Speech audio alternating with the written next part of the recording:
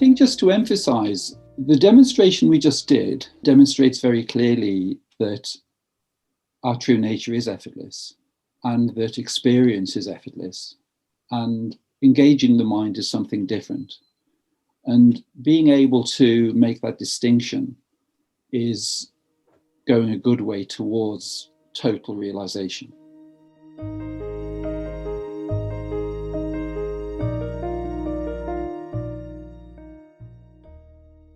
Welcome to Letting Go and the Greatest Secret, where we explore the end of your suffering and the beginning of lasting happiness. I'm Hale Dwoskin, and today we'll be talking with David Bingham, who was a featured teacher along with me in Rhonda Byrne's book, The Greatest Secret. David was an ordinary, everyday person like you and me, with one difference. After 20 years of searching, he discovered the truth while listening to a podcast, just like you are doing right now.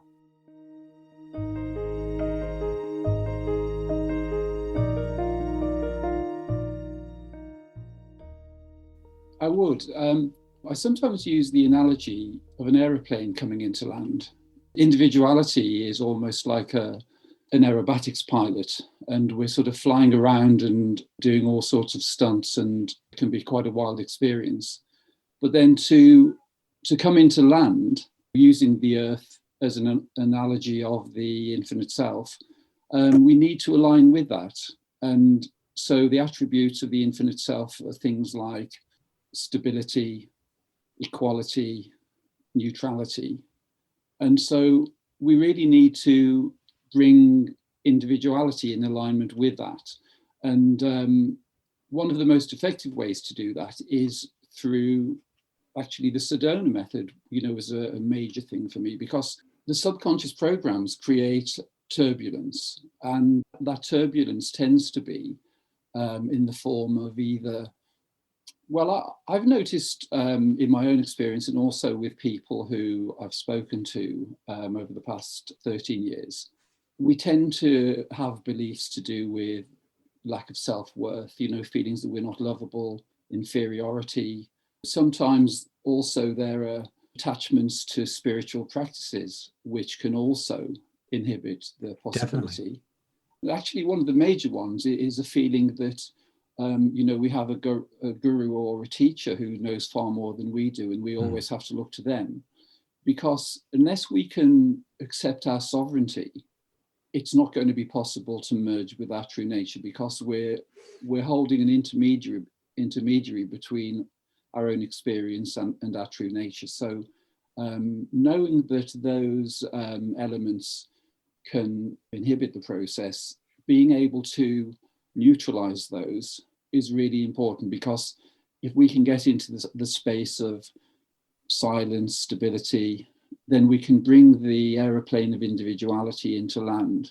And I found it's a very similar process. The sort of attention that's needed to bring an aeroplane in, it's almost an effortless process. There's no need for any kind of acceleration. We're sort of quietly merging, but there's also that state of attention and awareness, a very simple form of awareness. So that really is the process that I've used. But I would like to demonstrate in our conversation a couple of the ways that I've used quite effectively, because I'd love that. The more experiential we can make this, the more it's going to help the people who listen to this. Brilliant. One of the things that Rhonda emphasizes in the book, which we both very much agree with, is the importance of awareness, and how that is really the goal, to recognize that you are that. Yes. So can you talk about that from your own direct experience and, kind of add some juice to that? Yes. When I listened to the podcast of John Wheeler back in 2005, it was quite a revelation, because he was emphasizing the importance of awareness. But the way he used the language is to kind of depersonalize it, because part of the way our infinite nature, infinite awareness, infinite consciousness appears to be obscured when it never really is through the idea of personalization. So when I'm doing non-dual pointing with people, I tend to try to emphasize the difference between awareness of, because it's awareness that's aware, but the way that is obscured is because language has made us use terms like I am aware of, but our true nature is actually impersonal. It's impersonal awareness. But part of the way that it's obscured is by personalizing it and making it appear as though the individual is aware. So when I speak with people in consultations, and it's mainly been one-to-one consultations, I've found that over the years, it's much more effective to speak with people one-to-one. That's been my experience. But with awareness, it tends to be just kind of refining the language that people are using, because if they're saying, well, I'm aware of the thinking process, or I'm aware of feelings in the body, that tends to keep the idea that awareness belongs to the individual. But by just asking them to use terms such as there is awareness of thinking, there is awareness of emotions in the body, there is awareness of a body sitting on a seat, that enables people to see that awareness is independent of the body mind. And so I tend also to emphasize that even though we've been conditioned to believe that the thinking process is 100% of our consciousness, it's actually less than 1%, because most experiences we have are coming directly and are registered directly in awareness. So making the distinction between the mind and awareness and giving direct examples of that tends to give people the opportunity to see that their true nature is already present. So that's the thing that I tend to emphasize, and I have one or two different strategies depending on the individual, because most people come with certain concepts of limitation, and so the conversation needs to go in a particular direction depending on what those concepts are. Sure. Kind of adapt to their where they're coming from. Yes. You know, you hear this expression that there are 50,000 thoughts a day, and people really are obsessed with those thoughts. So basically what you're doing is helping people recognize that the thinking is the least of them as opposed to the all of them, which is how most people experience it. Yes, exactly. And also the thing that became apparent is that the opportunity to release subconscious programs can either be before realization or it can be afterwards. But generally, it's much better experientially to resolve as many of those as possible before realization, because I've had one or two experiences where the person has come to me, they've realized their true nature, but it's as though the mind tries to reinstall the programming, and it can do it in quite a severe way. So it can activate those programs in quite an intense way, and it can result in intense experiences. So I tend to emphasize the need for neutralizing the programs before realization. Sure.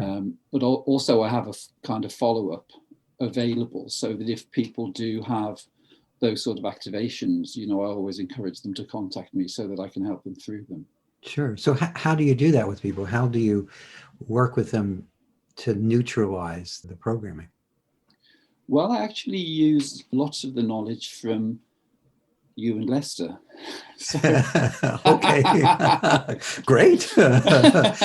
It's interesting. We have people all over the world using our material, Yes. and I'm thrilled, and it's just always nice to hear, though. So go ahead, tell me exactly, what does that mean for you?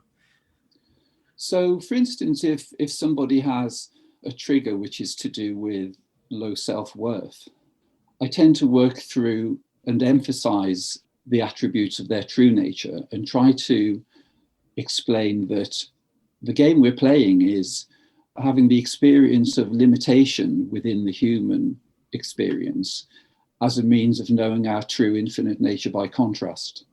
So that enables us to see the responses, the human responses, the mind responses, the emotional responses, in a way where we can look at them objectively rather than identifying with them. So one of the most effective ways to disconnect from those programs is learning to witness them by effortlessly noticing the thoughts, noticing the emotions, noticing the perceptions. And by doing that, most people that come to me are able to kind of witness the thinking process, witness the emotions, and witness perceptions. And that in itself is the means by which we disconnect the energy supply from those experiences. Mm-hmm. So is there questions you use, or do you just point out that there is witnessing happening? What is it? Well, I start normally. Well, maybe you could be my guinea pig. Sure. You're the person least in need of this process on the planet, but perhaps we could do, because I think it may be easier for people to understand if I actually. Any way we can demonstrate what you do. Yes. Experientially, let's go for it. Well, let's do that. That would be brilliant. So I tend to begin with a conversation as to where people are in terms of their true nature. So I tend to ask what people feel their true nature is. So that tends to give a basis to begin with.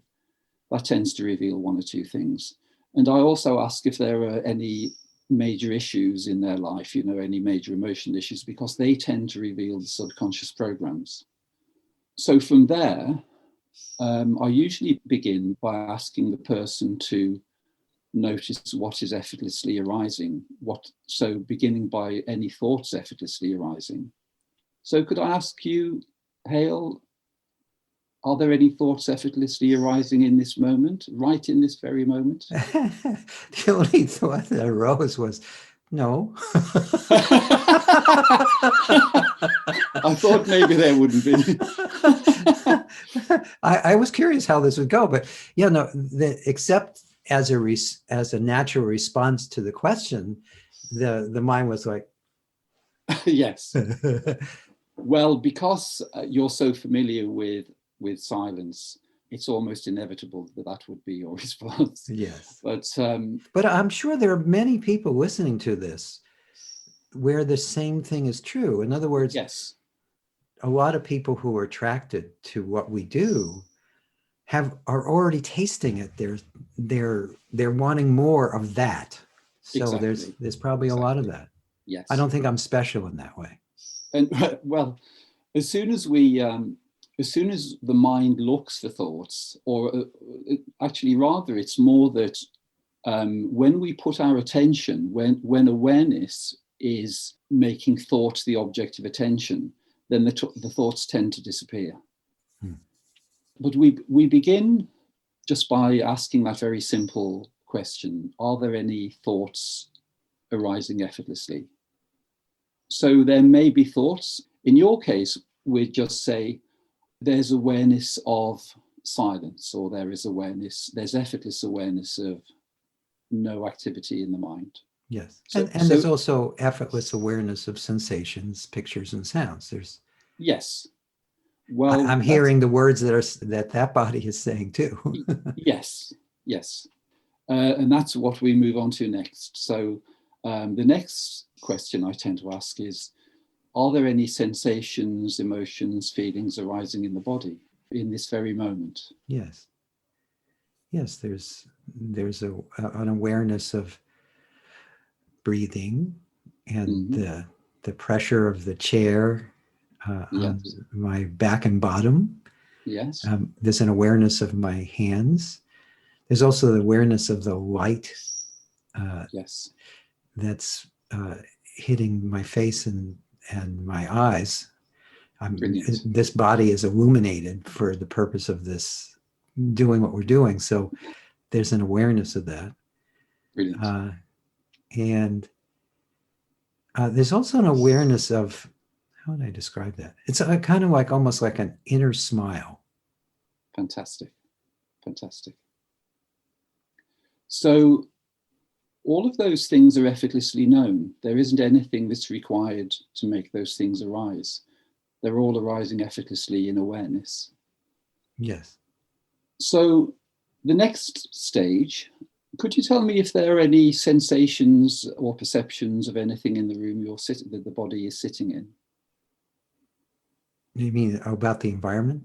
Yes. So it could just maybe the hum of the computer, or there may be the sound of other people at a distance, or there's certainly awareness of the light in front of Hale. Well, there's awareness of the general scene of the office. There's the French doors that I'm facing. I have a picture of Lester, actually 2 pictures of Lester on my desk that I can see. There's the awareness of that face and the background behind it. Really? Because we're on Zoom, there's also the awareness. There's 2 pictures on the screen. So there's an awareness of this body that it's interesting. It's kind of split. It's interesting to do these because there's the awareness of the sounds coming out of this body, but there's also the awareness of the reflection of the sounds that are off to the side of that body being reflected back, which is very unusual. Fantastic. Fantastic. So again, all of that content is effortlessly known. There isn't anything that the mind needs to do to make any of those things to arise within awareness. No, nothing's required. Brilliant. Okay, so are there any sounds outside the building? I can't hear anything. I do hear, I have a parrot in the other room, and when I'm on calls, she tends to like to comment. That's an amazing synchronicity, actually, having the parrot there. Yes. Because the next stage of the process I use is to ask the person to provide a commentary on some element of the content that is arising effortlessly. So could Hale just mention something about the parrot? The parrot would be a great one. Oh, sure. Well, so something conceptual about the parrot, something. Oh, conceptual. An observation, or something, an observation, just a simple observation. Oh, an observation. Well, she likes to be included in whatever's going on in the house. In this house where my wife and I live, we spend a lot of time in the same room with her, and and her chirps are different depending on what she's trying to communicate. Right. And wonderful. This one's a slight complaint. It's like you're having fun in the other room, or you're having at least a conversation. I don't know if fun probably or not fun is probably not a concept she has, but there's a conversation going on in the other room and I'm not part of it. Brilliant. I find that really interesting that self-realization for you has meant the ability to communicate with animals. Just the way you're detecting the subtle differences in the language of the parrot. That's wonderful. But just to return to the demonstration. So just a simple phrase about the parrot would be great, Hale. So just, for instance, she has a lovely color, or I love the sound of her voice, or just a very simple, simple concept. Yeah, she's a wonderful companion. She's part of the family. And one of the things that we do, we watch television sometimes at night, and she sits on my chest and gets pets, where I rub her behind her neck. Fantastic. And sometimes she loves this because it can go on for an hour or two, where she's getting a continuous massage at the back of her head. I wish I had someone do that for me. That would be great.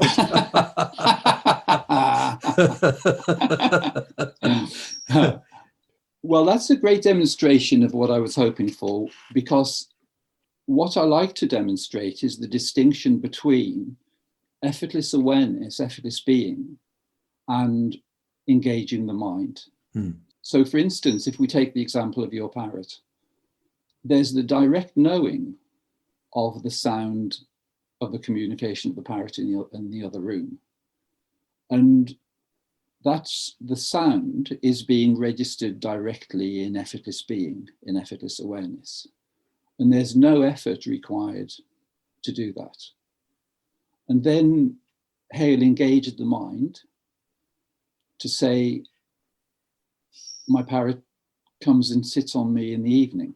Yes, that was definitely mind. And Yeah.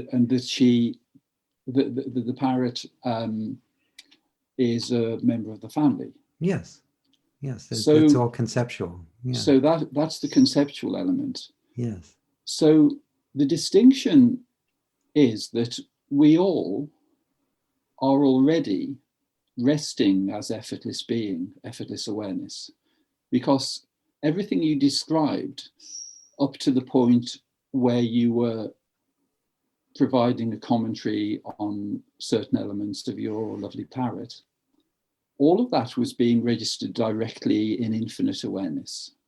And there's no effort required for that. Mm-hmm. So we're all already resting as effortless being. Mm. It's only that we've been conditioned to believe that all of those things are coming in through the mind, which they're not. Mm. The mind is only a commentator. So when the mind is engaged, we engage the mind as we engage the gears in a vehicle. And so we can engage the mind and we provide a commentary. So we can give rise to concepts. So we could say, my parrot is part of the family, or my parrot is very beautiful. Yes. And that's on the conceptual level. And that's yes. when the mind is engaged. Yes. But as Lester says, every concept is a limitation. Definitely. So the nature of your parrot is also infinite, the infinite being, yes, with infinite potential. And so when we engage the mind, we're applying a very limited concept to the infinite nature of the infinite being. Yes. And self-realization is that simple. It's the simple distinction between effortless being, allowing everything to arise effortlessly, and then seeing that we also have the ability to engage the mind.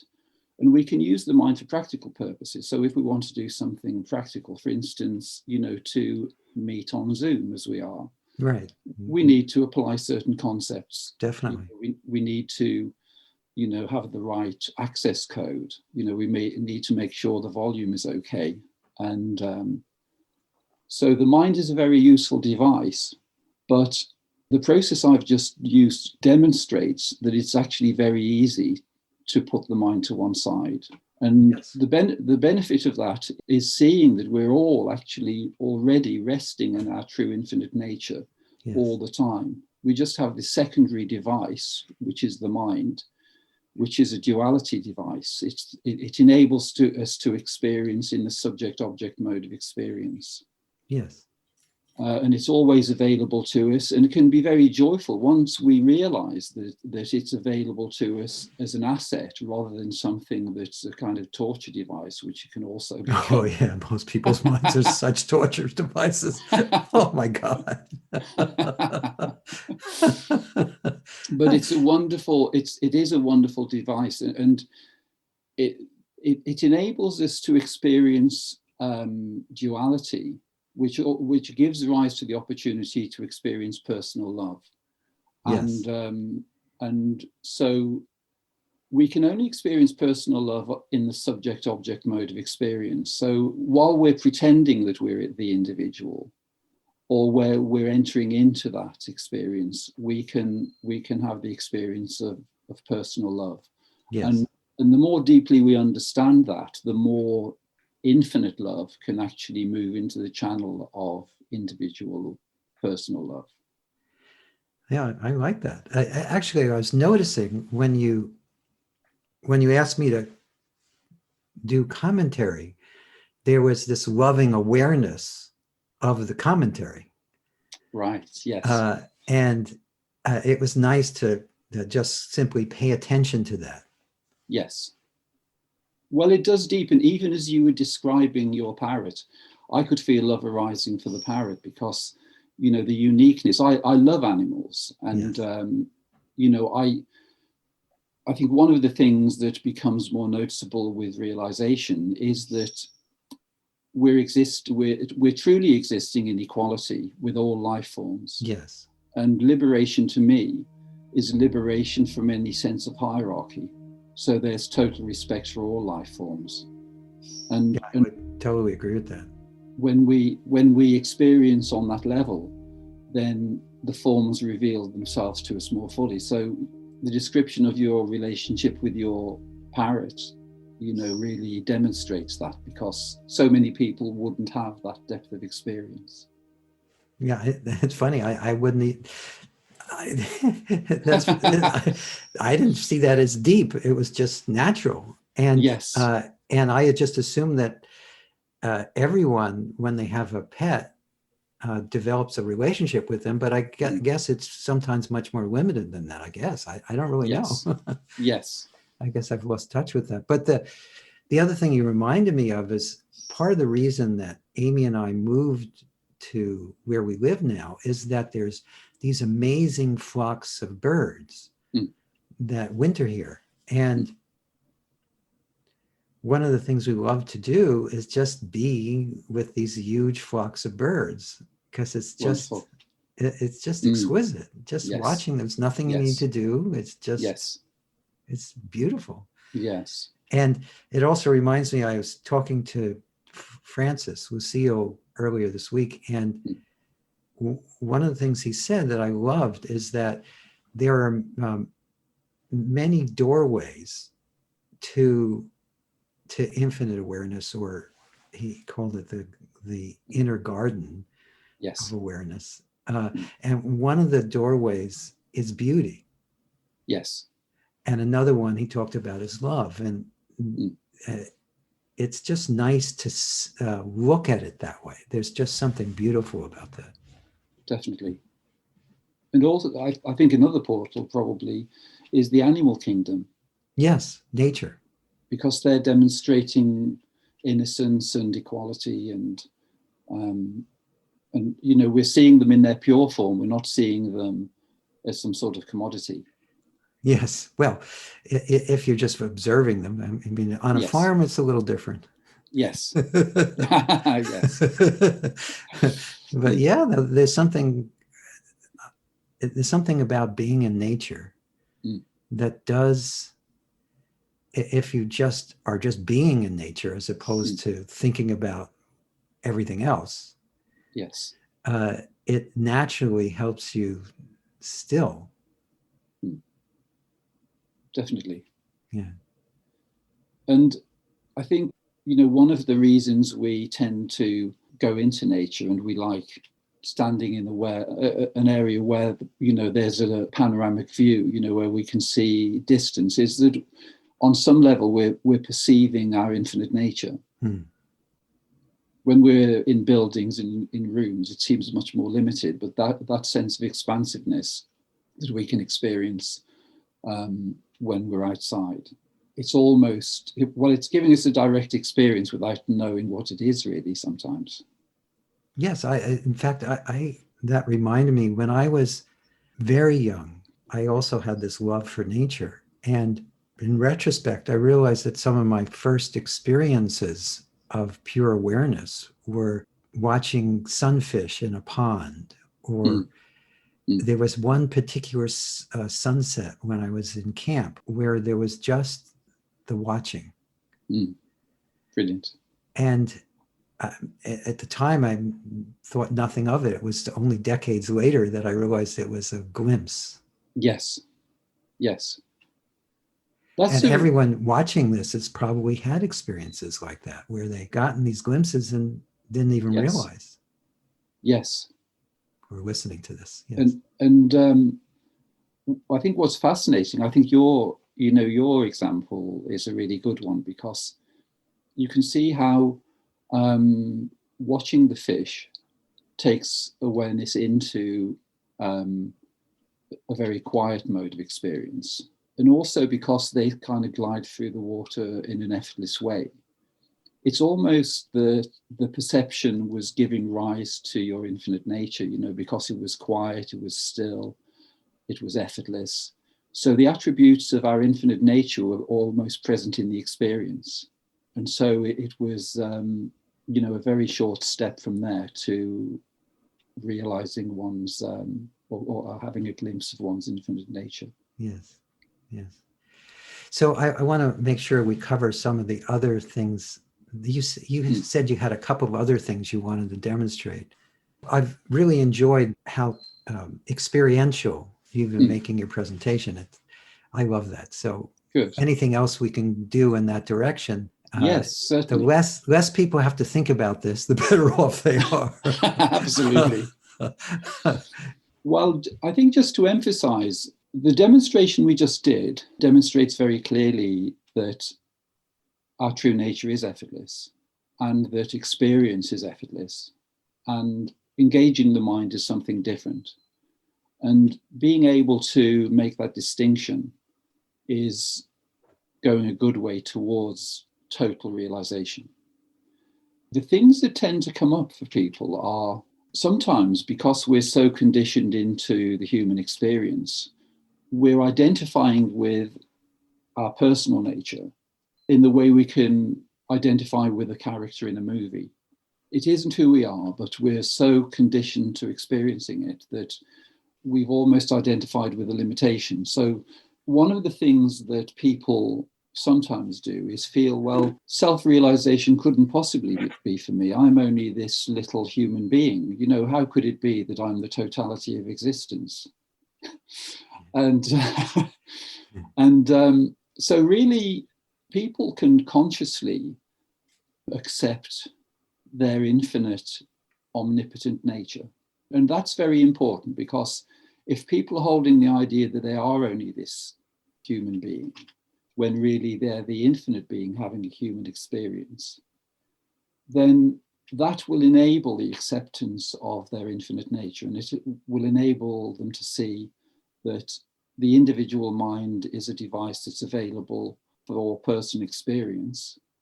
But what is fully present and has always been present is one's infinite awareness. So that's quite an important thing. An incentive is for people to realize that while we're resting as infinite awareness, and it's resting as infinite awareness rather than resting in infinite awareness. Yes, that's an important distinction, isn't it? Yes, because we're not the individual resting in infinite awareness, we're the infinite awareness resting in its own nature. And so that's quite an important thing to be aware of. But in terms of human experience, the more we are able to rest in infinite being, rest as infinite awareness, notice everything arising. So it doesn't matter if thoughts are arising, emotions are arising, sensations, perceptions. None of those things are an impediment to our true nature. So while we're resting as infinite being, infinite awareness, we've actually stepped out of the stream of time, which from a health point of view, from the health of the individual body and mind and emotions, is a very good thing to do, because we've actually put the body, mind and emotions into suspended animation. So there's an incentive to resting as infinite awareness, infinite being. And so if for some people there isn't the possibility of accepting one's true infinite nature immediately, that could be an incentive to just become more familiar with it. And the more familiar we become with our infinite nature, and the more clear we can make the distinction between our infinite nature and the engagement of the mind, then the more easily it will be to realize our true nature. There's another important point I'd like to make, Hale, sure, which is there's a British scientist called Rupert Sheldrake, who you may well have heard of. Mm-hmm. And Rupert Sheldrake has a theory of the morphic field. He calls it the M field. And basically, the morphic field is a field of collective consciousness. And the example he was using was when there were monkeys who were on a particular island, and they were given a task to access food in this device that had been made. And it was a kind of puzzle for them. And when the monkeys on that island had accessed the food and they'd learned how to operate this device, immediately monkeys on another island several hundred miles away were able to do exactly the same thing. Mm. And because consciousness, because infinite being, infinite consciousness is a morphic field, the opportunity for self-realization now is much easier than it was, for instance, when Lester realized his true nature. Because the pioneers like Lester, they were the sort of groundbreakers for the rest of us. But Yes, what's happening, that's definitely true, is it's becoming easier and easier. And so that should be encouraging for people, because it's easier now than it ever has been. And I think Rhonda's book is a really important element in this, because I agree. In some way, what I love about that is these amazing teachers, with slightly different angles and different procedures, have all been brought together, and they're presenting something which it's a kind of unanimous presentation, each with slightly different flavors. Yes, and it's what's wonderful about it is because they're slightly different flavors, it's almost like awareness or beingness is speaking through multiple voices at the same time. Yes. But yes. saying the same thing. Yes. And it doesn't really matter which voice says what. No, exactly. And then that was the beauty of the way Rhonda presented the book. It didn't really matter which voice said what. It was all this beautiful pointing. Yes. And to me, it's an indicator that we, as a whole, are opening to this more in mass consciousness. Yes, definitely. And I've also noticed over the years, it's gotten so much easier. I mean, I've been doing this for decades. And it gets progressively easier to help people see what's true over time. Yes. Yes, it's wonderful in that way. And I feel, I think as you do, that I feel a real bond with all those teachers.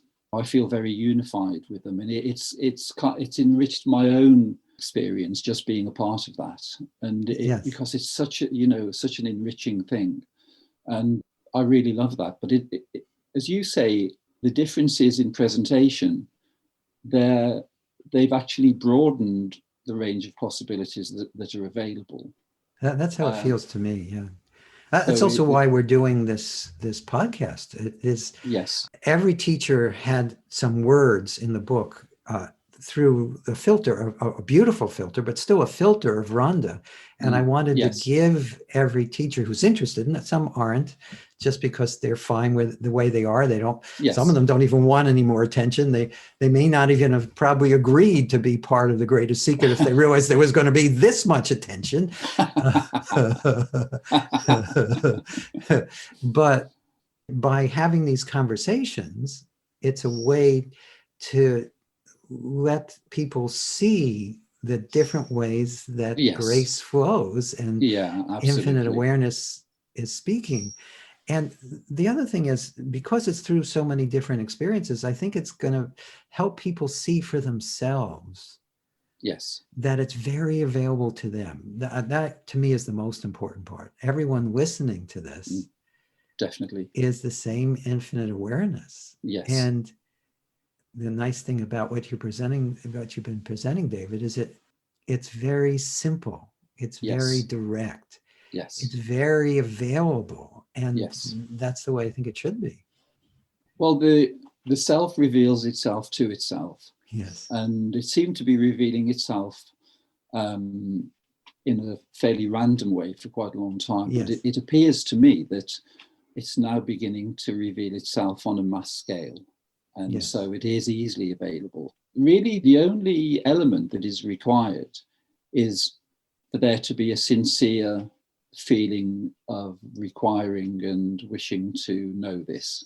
And if there is, then it's guaranteed. Early on in the path, I remember hearing this expression. I think it was from Ramesh Balsekar, but I don't think he came up with it. I think he was repeating it, which is, and I think even it was in one of his titles of his book. Your head is already in the tiger's mouth. Yes. I love that. That's brilliant. And that's fantastic. Yeah. Yeah. And that's really how it is. My feeling is that everyone listening to these podcasts, who reads Rhonda's book, who goes to the seminars or the satsangs or the talks or the consultations that all the teachers and all the other wonderful teachers on the planet who are pointing towards non-dual awareness. Yes. They're just the fact that they're engaged in that means their head is already in the tiger's mouth. Yes. It may even have been detached from the body. Yes, hopefully. I think it's wonderful that you've identified this, though, Hale, because I had a conversation with Rhonda a couple of weeks ago, and when the book first came out, because we both noticed that it was being received in quite a polarized way. Very well, the whole world is very polarized, so that's not surprising. Yes. So there were those who had ordered the book and they had a kind of expectation about it and anticipation, and they kind of read it very speedily without sort of allowing it to become absorbed, too deeply. And they were actually trying to use the mind to understand it. And the mind is the wrong instrument. But what I love now is the balance has really shifted, because I think even with the reviews that are appearing, even on places like Amazon, there are so many people who are presenting really fantastic reviews where they really get it, and that the benefit of this knowledge is available, and they're really seeing it deeply. So I think the ones who maybe commented in a fairly cynical way to begin with, I think they're having to pick the book up again and to look at it again, because they've actually missed the greatest secret.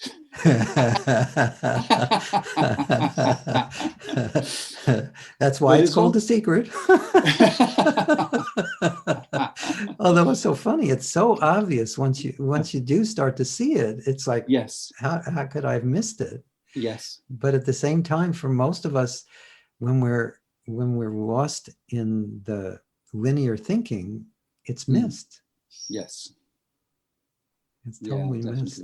It is. But just another little angle I'd like to mention. Oh, please. Is just, I'm not sure whether you were recording at the moment when we were having this conversation earlier, but just making the distinction between the way we use language, because language tends to obscure our true nature. Yes. Because language can only give rise to concepts, and all concepts are concepts of limitation. So by amending the way we use language can enable and facilitate self-realization much more easily. Yes. So when people are looking at the process of noticing forms arising in awareness, it's beneficial to make those observations impersonal. Yes.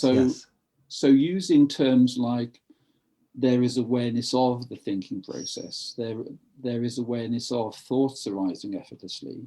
Yes. Or there is awareness of emotions arising effortlessly, or sensations, or there's awareness of the body sitting on the seat, or of the parrot in the other room. Yes. And to use those sort of terms is beneficial, because it depersonalizes awareness. Because if we're using terms like, I can notice thoughts arising in me, or I'm feeling these emotions, we're then maintaining the personal mode of experience. And it's important to be able to see awareness as an infinite field, rather than something that is attached in some way to individuality. Yes, I'm glad you brought that up, because one of the things I was going to do is ask you to give some pointers And that's a perfect point. We were recording that in the beginning, but you bringing it up again is perfect, because although you shouldn't change your language with anybody else. They'll think you're No. weird. Yes, exactly. but your own self-talk, if Yes.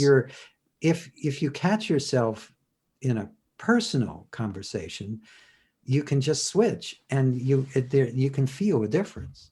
Is that what you're saying? Yes, exactly. We don't, speak in an artificial way to anyone. But I like the idea. Somebody said to me, someone who's self-realized, they said, I only become the individual when someone knocks my door. All right. So we're already, while we're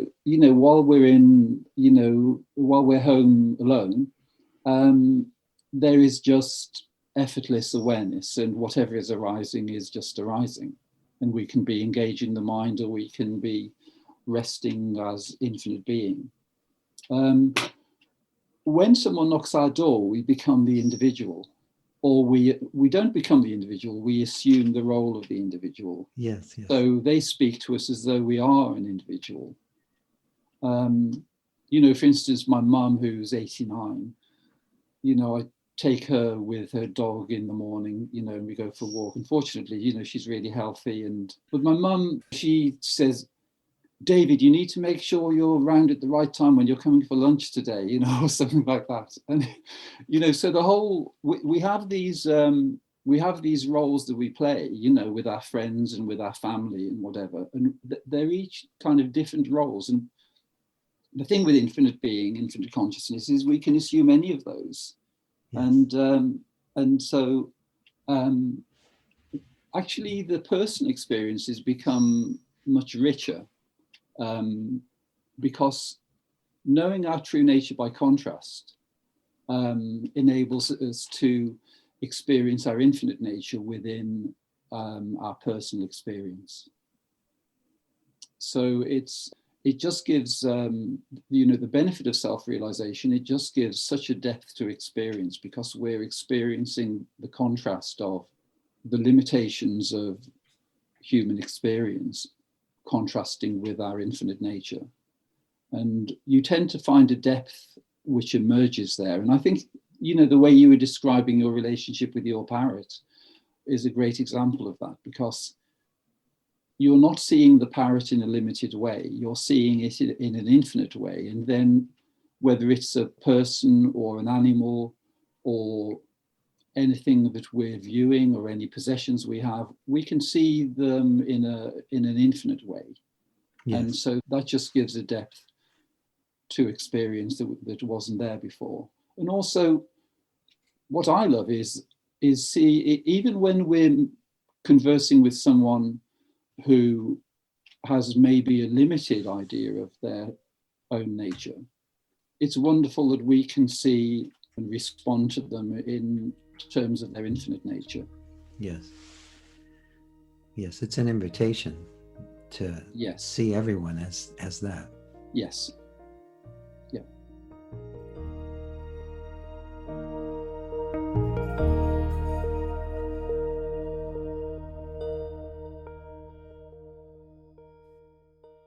I really enjoyed talking with David Bingham, especially his demonstration of the difference between effortless awareness and engaging the mind, and how it shows our true nature is effortless.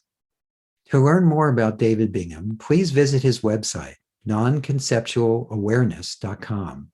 That's www.nonconceptualawareness.com. You will find the link in the podcast notes.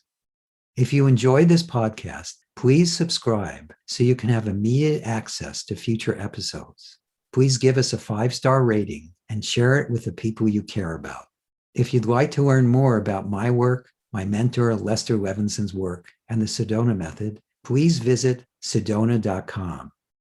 As you explore our site, you'll learn the key to lasting happiness, success, peace, and emotional well-being. We have books, courses, events, and plenty of free material to explore. Again, go to sedona.com. That's sedona.com. Thank you for being here, and we'll catch you in the next episode of Letting Go and the Greatest Secret.